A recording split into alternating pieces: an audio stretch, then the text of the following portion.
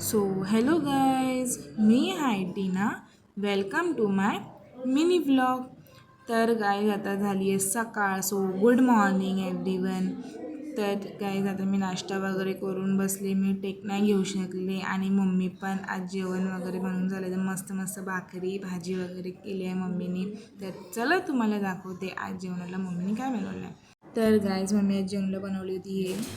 तर गाईज आज सकाळपासून मी कुठेच गेले नव्हते, कारण की काल पालखीला जाऊन आले तर खूप थकून गेलते आणि आता चालली आहे जरा मम्मीसोबत बाहेर राऊंड मारायला.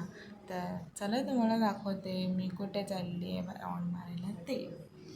तर गाईज मी टेक मारून आली. तर मम्मी घेतली डाळ खिचडी बनवते. मग 3 माप तेल टाकली आणि मग त्याच्यानंतर राई जिरा वगैरे टाकली. चांगलं गरम व्हायला मग कांदे टाकले, कारण की जेव्हापर्यंत कांदा चांगल्यापैकी ब्राऊन होत नाही मग तेव्हापर्यंत शिजवायला. आणि मग त्याच्यात कढीपत्ता आणि मिरची टाकली.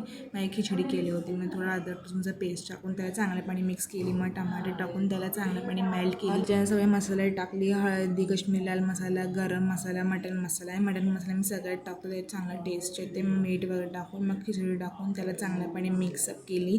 आणि मग त्याच्यानंतरला 3 चम्मच घी टाकली मम्मी, आणि टेस्ट येतं त्याच्याने चांगला. आणि मग त्याच्यामध्ये कोथिंबीर टाकली. कोथिंबीर आणि घीशिवाय डाळ खिचडी चांगलं होत नाही. मग 5-10 मिनटं स्टीमवर ठेवली. मग तेव्हापर्यंत मम्मीनी पापड वगैरे तळून घेतलं. पण त्याच्यानंतरला मिनी बॉर्डर आलं होतं, मग ते चांगलं त्यांना कपडे वगैरे ठेवली. मग जेवायला घेतली. मग तर गाईज पप्पाने मस्तपैकी 2 पेस्ट्री आणले होते. मला आणि भावाला ज्यूस चॉकलेट आणलं होतं. तर गाईज आता मी जेवण वगैरे बसले आणि थोडंफार काम होतं ते सुद्धा मी करून घेतलं.